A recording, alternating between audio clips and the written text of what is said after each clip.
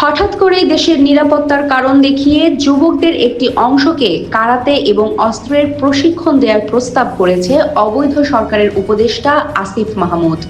জঙ্গি এই উপদেষ্টা ব্যাখ্যা করেছে, দেশে নাকি পুলিশ, র্যাব, সেনাবাহিনীর সহযোগী কোনো ফোর্স নেই যারা দেশের সার্বভৌমত্ব রক্ষায় রণাঙ্গনে নেমে যুদ্ধ করবে, তাই সে উদ্যোগ নিয়েছে। আমাদের সামরিক এবং ভৌগোলিক বাস্তবতা এটা আমাদের জন্য অপরিহার্য।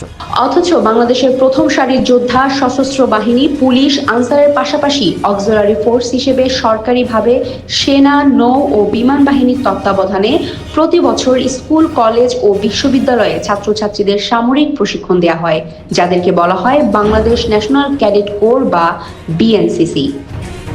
এই বিএনসিসি থাকার পরও যখন এমন আলাদা একটি বাহিনী তৈরির কথা বলে জঙ্গি নেতা আসিফ, তখন জনমনের সন্দেহ হওয়াটাই স্বাভাবিক। নিরাপত্তা বিশ্লেষকরা বলছেন, মূলত দেশের স্বার্থে নয়, বরং দেশকে ধ্বংস করার জন্য আসিফের নিজস্ব একটি জঙ্গি গোষ্ঠী তৈরি করার উদ্দেশ্যেই এমন উদ্যোগ গ্রহণ করে যাচ্ছে ইউনূস গংরা।